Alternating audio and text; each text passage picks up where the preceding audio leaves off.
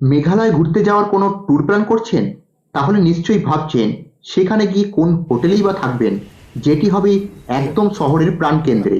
আমি আপনাদের আজ এই ভিডিওতে এমনই কিছু হোটেলের সন্ধান দেব, আর আমরা যে হোটেলে ছিলাম তার সমস্ত তথ্য আপনাদের সঙ্গে শেয়ার করব। গুয়াহাটি থেকে 106 কিলোমিটার দূরে মেঘালয়ের রাজধানী শিলং অবস্থিত। মেঘালয়ের রাজধানী যেমন শিলং, তেমনি শিলংয়ের সবচেয়ে ব্যস্ততম আকর্ষণীয় জায়গা হলো পুলিশ বাজার, কারণ এখানে কানেক্ট হয়েছে সমস্ত দিকে যাওয়ার রাস্তা। তাছাড়া এই পুলিশ বাজারেই রয়েছে শপিং করার সমস্ত দোকানপাট ও খাবারের বিভিন্ন সব হোটেল। বলা যায় এই জায়গাটিকে ঘিরেই যেন সমস্ত পর্যটক একত্রিত হয়। আর এই পুলিশ বাজারেই আমরা হোটেল নিয়েছিলাম। হোটেল আমরা আগে থেকে বুকিং করে আসিনি, ভেবেছিলাম এখানে এসেই বুকিং করব। এই প্রসঙ্গে বলে রাখি, পুলিশ বাজারের কাছাকাছি অনেক হোটেল রয়েছে যেগুলির ভাড়া একটু বেশি থাকে, কিন্তু পুলিশ বাজার থেকে একটু ভেতরের দিকে মানে জেল রোড, থানা রোড বা বড় বাজারের দিকে যদি একটু ভেতরের দিকে যান, সেক্ষেত্রে হোটেল অনেক কম টাকায় পেয়ে যাবেন।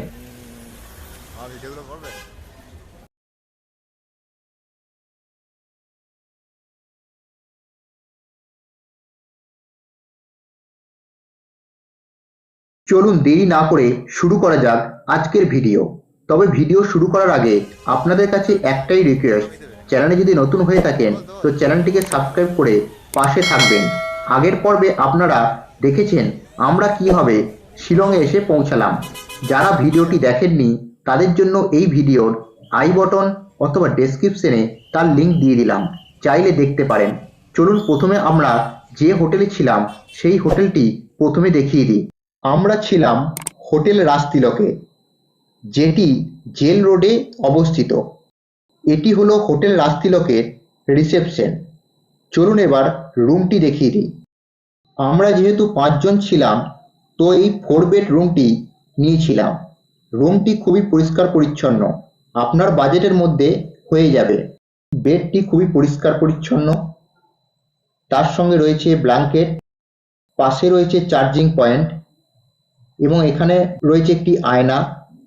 নিচেই রয়েছে একটু টেলিফোন, যেটির মাধ্যমে আপনারা রিসেপশনের সঙ্গে যোগাযোগ করতে পারবেন। এখানে রয়েছে একটি ড্রয়ার, যেখানে আপনি আপনার জিনিসপত্র রাখতে পারবেন। তার পাশেই রয়েছে টিভি। এবার চলুন বাথরুমটা দেখিয়ে দিই।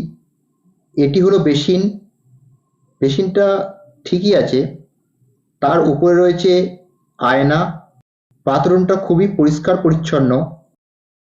এখানে আপনার গিজার আছে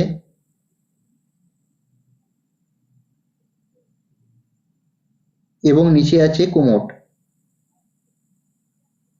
দেখতে পাচ্ছেন খুবই পরিষ্কার পরিচ্ছন্ন। এখানে রয়েছে ট্যাপ, তার নিচে একটি বালতি দেওয়া আছে এবং ওপরে রয়েছে শাওয়ার।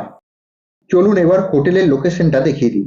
এটি হলো বিশাল মেগা মার্ট, তার অপোজিটেই রয়েছে হোটেল রাজতিলক। এই বিশাল মেগা মার্টের অপোজিটের যে গলিটা ঢুকে আছে তাকালেই দেখতে পাবেন হোটেল রাজতিলক।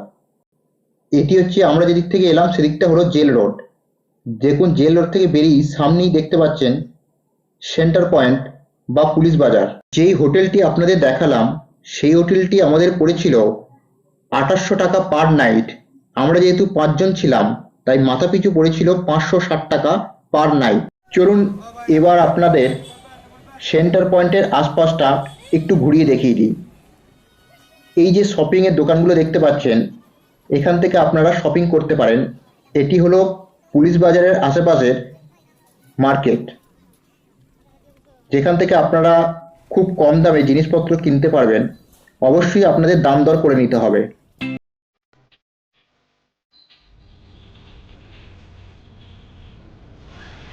চলুন এবার একটা বাঙালি হোটেলের সন্ধান নিই। এটি হলো হোটেল সুরুচি। এখানে আপনারা খুবই কম খরচায় ভালো মানের বাঙালি খাবার পেয়ে যাবেন। চলুন আর কয়েকটি হোটেলের সন্ধান দিই। আমরা যে হোটেলে ছিলাম তার পাশেই ছিল হোটেল সিটি ভিউ ইন।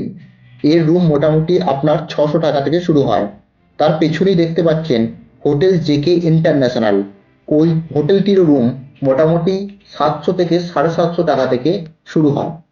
এছাড়াও আপনারা ভারত সেবাশ্রমে থাকতে পারেন। ভারত সেবাশ্রমের রুম 500 টাকা থেকে শুরু হয়।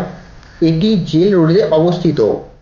আমরা যে দেখিয়েছিলাম বিশাল মেগা মার্ট, তার সোজা যে রাস্তাটি চলে যাচ্ছে সেই সোজা রাস্তা দিয়ে গেলেই আপনারা ভারত সেবাশ্রম পেয়ে যাবেন। এখানে একটা কথা বলে রাখি, আপনাদের এই সেবাশ্রমে রুম বুক করতে গেলে 1 মাস আগে থেকে বুক করতে হবে। আরও কিছু হোটেলের ফোন নাম্বার ডেসক্রিপশন বক্সে দিয়ে দিলাম, সেখান থেকে চেক করে নেবেন। এই ছিল আজকের ভিডিও। এই ইনফরমেশন কেমন লাগলো কমেন্ট করে অবশ্যই জানাবেন। আর যারা চ্যানেলে নতুন হবেন তো চ্যানেলটিকে সাবস্ক্রাইব করে পাশে থাকবেন। এছাড়াও আগের পর্বগুলি দেখার অনুরোধ রইল। এর পরবর্তী পর্বে আপনাদের দেখাবো আমরা প্রথম দিন কোন কোন জায়গায় ঘুরতে গিয়েছিলাম তার সম্পূর্ণ ইনফরমেশন, যাতে আপনারা যারা আগামী দিনে ঘুরতে যাবেন তাদের কোনো অসুবিধা না হয়। দেখা হবে পরবর্তী পর্বে। ভালো থাকবেন, সুস্থ থাকবেন। আর পুজো কেমন কাটলো কমেন্টে অবশ্যই জানাবেন।